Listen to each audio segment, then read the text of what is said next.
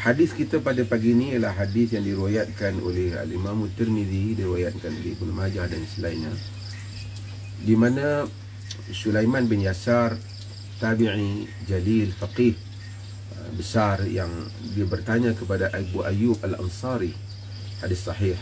Dia bertanya pada Abu Ayyub Al-Ansari.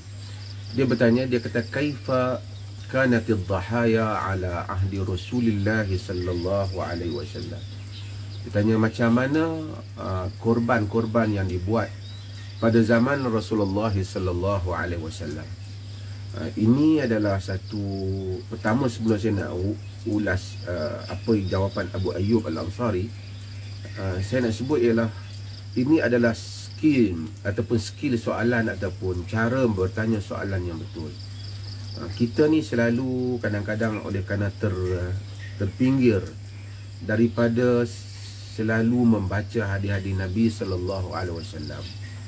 Kita selalu ingin mencontohi tok guru kita ataupun ustaz kita. Saya bukan kata salah, mungkin juga kadang-kadang betul, tetapi soalan yang betul berhubung dengan hal ehwal agama ialah bertanya bagaimana hal itu berlaku pada zaman Nabi sallallahu alaihi wasallam. Kerana agama itu asalnya daripada Nabi, dan kemudian praktik yang dibuat oleh Nabi sallallahu alaihi wasallam itu telah diterjemahkan di dalam kehidupan Nabi dan kehidupan para sahabat radhiyallahu anhum ajma'in. Jadi kalau kita nak tanya apa-apa pun, kita tanya agama ni masa zaman Nabi macam mana buat, masa zaman Nabi macam mana ia berlaku. Kemudian mungkin kita akan kembangkan idea itu, melihat kepada realiti yang mungkin ada perbezaan kadang-kadang di sudut-sudut tertentu. Tetapi kita tidak boleh meninggalkan akar asas agama, iaitu khairun nasi qarni thumma alladhina yalunahum thumma alladhina yalunahum. Sebaik-baik manusia ialah pada zamanku, dan kemudian selepas daripada itu, dan kemudian selepas daripada itu. Okey, jadi ini soalan Sulaiman bin Yasar kepada Abu Ayyub Al-Ansari radhiyallahu anhu. Abu Ayyub Al-Ansari radhiyallahu anhu, kita tahu dia merupakan sahabat Nabi, orang Ansar. Dan Nabi SAW apabila sampai ke Yathrib ataupun kemudian ditukar menjadi Madinah, baginda SAW menumpang masa awal ialah di rumah Abu Ayyub Al-Ansari, merupakan sahabat jalil yang mulia Abu Ayyub Al-Ansari. Okey, tak apa, kita pergi kepada jawapan Abu Ayyub Al-Ansari. Apa jawapan Abu Ayyub Al-Ansari? Kata Abu Ayyub Al-Ansari, kana ar-rajul yudahi bisyati anhu wa an ahli baitihi fayakuluna wa yut'imun hatta tabaha an-nasu fasara kama tara. Maksudnya, kata dia, kana ar-rajul yudahi bisyah. Dahulunya seorang lelaki ataupun lelaki ni maksudnya ketua keluarga lah, yudahi bisyah, dia mengorbankan seekor kambing, anhu, untuk dirinya, wa an ahli baitihi, dan untuk kaum keluarganya. Fayakuluna wa yut'imun, dia makan kemudian dia memberi orang lain makan, mereka makan, yakni sembelihan itu, kurban tu, wa yut'imun, dan mereka memberi orang lain juga makan. Bukan saja mereka makan, keluarga pun makan, bagi orang lain juga, jiran ke siapa-siapa ke, orang miskin ke, mereka bagi makan.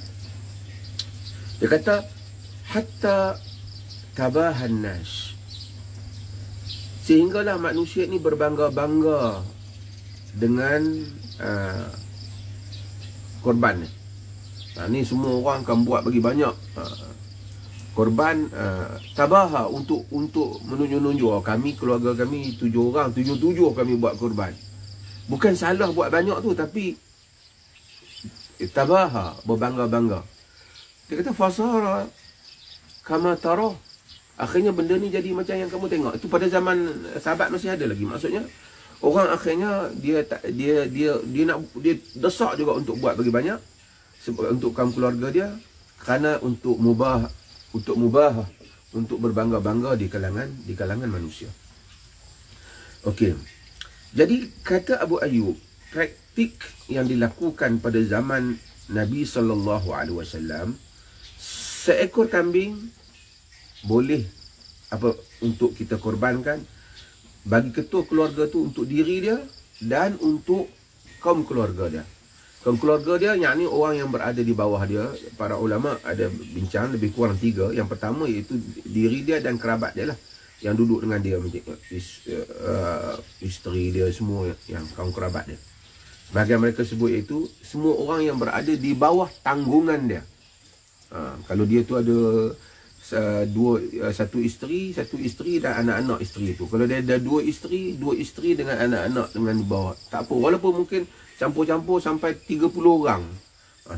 Di kalangan ulama menyebut hatta sampai 100 orang pun dia campur boleh, cukup untuk kambing seekor tu, di mana dia niat untuk diri dia dan kaum keluarga dia, dan kaum keluarga dia memperolehi pahala seperti mana di pahala ataupun berkongsi pahala dengan dia. Maksud bukan pahala jadi kurang, maksud semua akan dapat pahala macam mereka melakukan korban. Walaupun yang korban tu suami, isteri dapat, isteri pertama dapat, isteri kedua dapat, ketiga dapat, keempat dapat, kelima tak ada lah, kan? Okey. Anak-anak dapat, anak-anak isteri pertama dapat, anak isteri kedua dapat, semua dapat. Okey, kalau mak bapak dia duduk dengan dia, mak bapak dia pun dah tua, dah tak ada duduk dengan dia, mak bapak dia pun dapat juga. Dia kata siapa saja yang, hatta orang yang tinggal di bawah rumah dia, di dalam rumah dia, maksudnya dia tangguhlah orang tu duduk lah. Dalam riwayat sebahagian pandangan ulama menyatakan termasuk ummu walad. Ummu walad ni dulu orang yang ada hamba, dia menggauli hamba itu, dan kemudian hamba itu mengandung anaknya. Sekarang ni tak adalah sistem tu. Dia kata itu pun dapat, tapi dalam mazhab Syafi'i dia tidak bersetuju hal itu.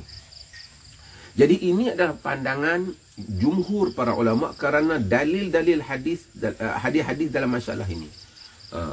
Bahkan Nabi SAW, kita tahu dia sembelih kibas, baginda SAW kata, Allahumma hadha anni wa an man lam yudahi min ummati. Ya Allah, ini daripada aku dan daripada orang yang tidak sembelih, tidak melakukan korban di kalangan umatku. Yang ni Nabi tolong buat dua orang yang tak mampu, supaya mereka juga mendapat pahala korban yang dibuat oleh Nabi SAW. Jadi kalau ada orang miskin, dia kata aku tak pernah buat korban, tak adalah pahala korban balik di akhirat kelak, Nabi telah tolong buat untuk dia dapat juga pahala korban sekali, kerana telah dibuat oleh Nabi SAW sebagai rahmat baginda kepada umat ini.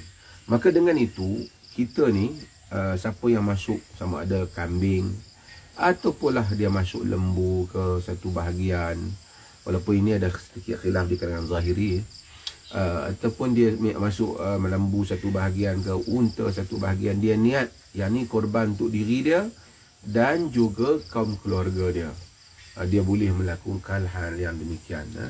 Walaupun sebahagian mereka kata kalau haiwan yang besar tu untuk seluruh satu ekor haiwan tu untuk seluruh keluarga, tak apalah. Kita lihat kepada sedikit pandangan perbezaan fuqaha dalam masalah ini. Jadi khususnya macam kambing ni, kalau siapa sembelih kambing mungkin mahal sikit, sunnahnya dia niatlah untuk dirinya dan dia niatlah juga untuk kaum keluarganya. Jadi mudah-mudahan segala anak isteri dia semua dapat, walaupun yang kita buat tu mungkin kita belanja 1,000, kami mahal sikit sekarang ni, 1,000 ataupun 1,200 campur dengan belanja mengurus dan seumpamanya. Jadi kaum ketua keluarga tu niatkan untuk dirinya dan untuk kaum keluarganya. Ini juga sebenarnya refleks kepada kepimpinan atau leadership seorang suami dalam keluarga. Itulah peranan adanya suami.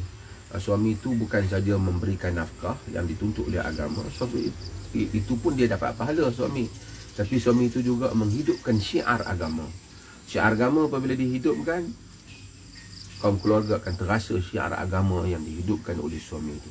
Sebab itu bila kita jadi bapa, kita ajak anak kita ke masjid, ajak anak kita salat berjamaah, ajak mereka puasa bersama dengan kita, ajak mereka berzikir, ajak mereka membaca Quran. Ini semua adalah merupakan tanggungjawab suami di dalam menghidupkan syiar agama di dalam keluarganya. Sebab itu rahmat Allah Subhanahu Wa Taala dijadikan kelebihan melalui sembelihan seorang ketua keluarga dapat memberikan melimpahi pahala korban untuk bukan saja untuk dirinya tetapi juga untuk kaum keluarganya, untuk kaum keluarganya. Jadi mudah-mudahan yang lelaki ni, kita yang menonton ni mungkin telah buat selama ni, tapi kita akan dapat amalkan insya-Allah. Kita besok insya-Allah bermulanya 1 Zulhijjah. Dan insya-Allah 1 Zulhijjah semua kita kita pilih dulu.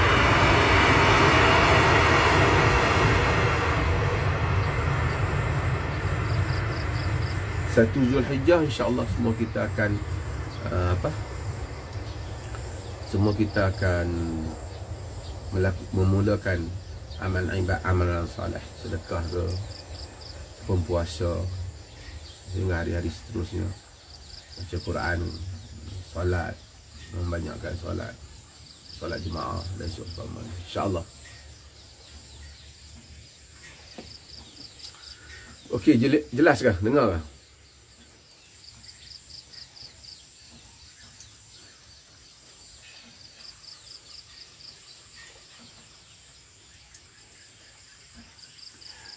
Korban online, wallahu alam. Yalah, kalau kontu memang buat betul, benar yang dia buat, kita pun yakin benar, tak apalah. Tapi saya, kalau tanya saya, kalau kita tahu orang kampung kita pun ramai lagi yang susah. Negara kita pun sekarang ada banyak orang yang tak ada makan. Yang kerajaan pun duk pening kepala, perbankan pun banyak kepala. Jadi rakyat yang menjadi huara dengan Covid ni, lockdown sana sini, yang tak ada pekerjaan, yang tak ada ni, yang susah. Mungkin kalau kita buat korban dalam negara kita, sesuatu yang baik. Kerana ia asalnya kita membantu orang yang terdekat lah dengan kita. Ya. Ada orang tu macam saya kata, kadang-kadang dia fikir kalau buat di luar negara boleh buat semua, untuk satu family boleh buat banyak. Saya terpulang kepadanya, tetapi macam saya katalah, macam hadiah Abu Ayyub ni, satu bahagian korban tu cukup untuk dia dan kaum keluarga dia, yakni orang yang di bawah dia. Jadi satu bahagian korban, walaupun mungkin mahal sikit kat Malaysia, tapi kita macam pasti lah kat Malaysia ni kan, kita buat.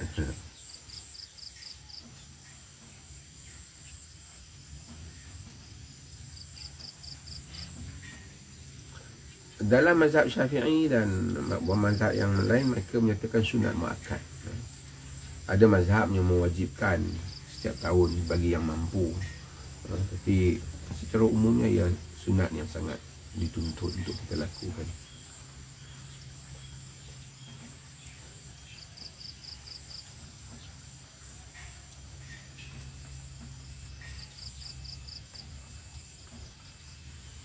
Hari-hari tasyrik kita tidak boleh puasa. 13 hari Zulhijjah itu kita tak boleh puasa, walaupun dia termasuk dalam hari putih, kerana hari-hari termasuk hari-hari yang dilarang untuk kita berpuasa. Kerana hari-hari itu disuruh kita untuk makan dan untuk memberi orang makan. Kita makan. Fayakuluna wa yut'imun. Sebab tu orang yang korban ni, dia ambil lah daging korban tu sikit untuk dia dan family dia, supaya terasa suasana korban.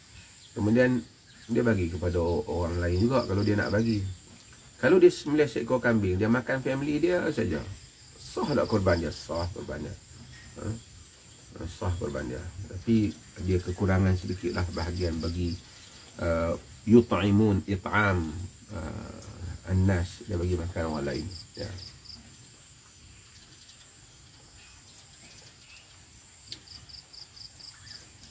Ada lagi soalan?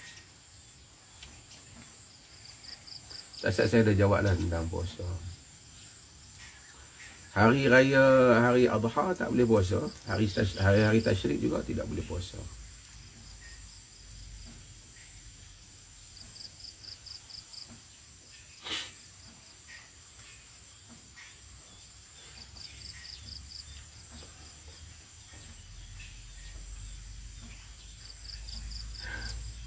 niat korban online. Kita korban online ni konsep dia asalnya konsep wakil lah. Kita wakil kepada orang untuk buat korban kita. Apabila kita yakin pada wakil kita tu lah kan. Setengah orang tu dia kata, oh ada dapat sijil. Saya bukan saya tak skeptikal lah sangat dalam masalah. Mungkin ada banyak juga orang buat kat luar negara tu, boleh ya. Tapi penentu dia tu bukan sijil tu sebenarnya. Penentuan dia tu kejujuran tu. Sijil ni orang boleh cetak macam-macam. Sijil palsu orang boleh buat sekarang macam-macam. Ada yang tak ada PhD pun mengaku PhD, ceramah seluruh negara dengan gelaran doktor. Orang berani je buat sijil.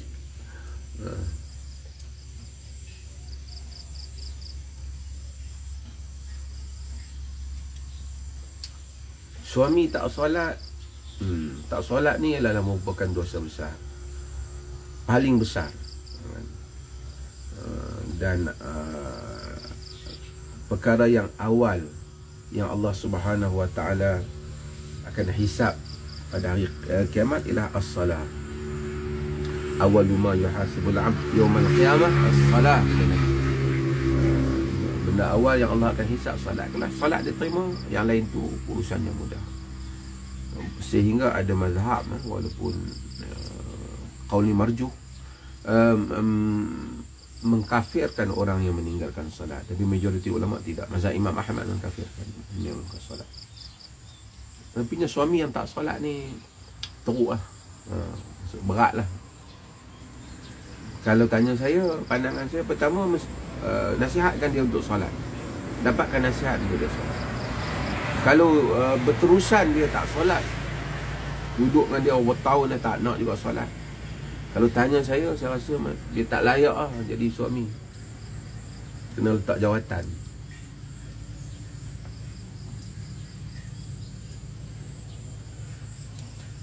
Ya.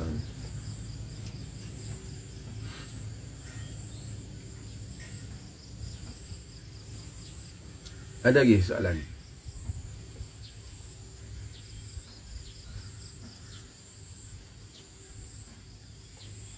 Kalau orang tu nak buat korban banyak, tak ada masalah. Banyak dia buat, banyak dia dapat pahala, tidak ada masalah. Tapi bukan macam yang Abu Ayyub sebut tadi. Hatta tabahan nasu fasara kama tara. Sehingga orang berbangga-bangga dengan korban. Aku tahu ni 7 bahagian, aku 7 ni 3 bahagian. Ni kami semua family satu seorang bahagian. Ya tabaha, yakni orang berbangga-bangga. Walaupun dia kata zaman Nabi satu ekor kambing tu semua. Kemudian orang berlumba-lumba, kemudian dia kata nak buat supaya bagi banyak, supaya benda tu jadi macam satu kebanggaan di dalam status masyarakat. Zaman tu lah dia cerita. Zaman sekarang tu lah, Allah alam, tak tahulah kok ramai nanti pakat gantung sijil kat dinding menunjukkan dia dah buat korban, kerana orang pakat duk bagi sijil kan.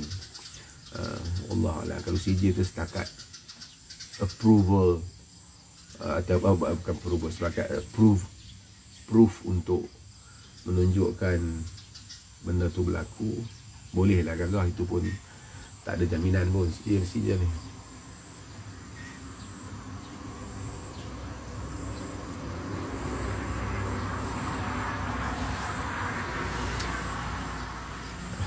Ada dia tanya kepala lembu nak bagi pada orang lapar. Kalau dibagi kepala lembu pada orang lapar sebagai ganjaran kerana dia lapar, kita bagi kat dia kepala lembu, tidak boleh merosakkan korban. Wa amarana an la nu'tiya lil jazzari minha syai'a. Kami diperintah supaya jangan wa alla nu'tiya al jazzara syai'an minha. Kami tak boleh bagi kepada tukang sembelih, tukang lapar ni sikit pun daripada korban tu. Maksudnya kita tak boleh bagi atas dasar hadiah, atas dasar upah kepada dia. Tapi kalau bukan kerana upah, memang dia suka orang sembelih-sembelih, siapa pun tak mau kepala tu. Dia kata dia petang ni dia makan, bagi kat dia. Tapi bukan kerana dia sembelih, tapi kerana dia nak. Dia booking awal. Dia kata ni kalau boleh, kalau sembelih ni saya makan ni kepala lembu ni, bagi kat dia. Kalau dalam erti kata lain, kalau dia tak sembelih pun memang nak bagi kat dia. Itu tak apalah. Itu bukan upah. The best is kita bagi siap-siap lah. Dia punya, let's say kata 5 orang buat urusan lapah 3 orang lah. So kita bagi seorang katalah RM40, RM40, RM30, RM30, RM50, tak kisah. Ikut tempat lah. Dia bagi RM30, dia dah dapat dah upah kerja dia tu. Lepas tu kepala tu memang nak bagi kat dia. Bukan kerana upah dia dah dapat lah.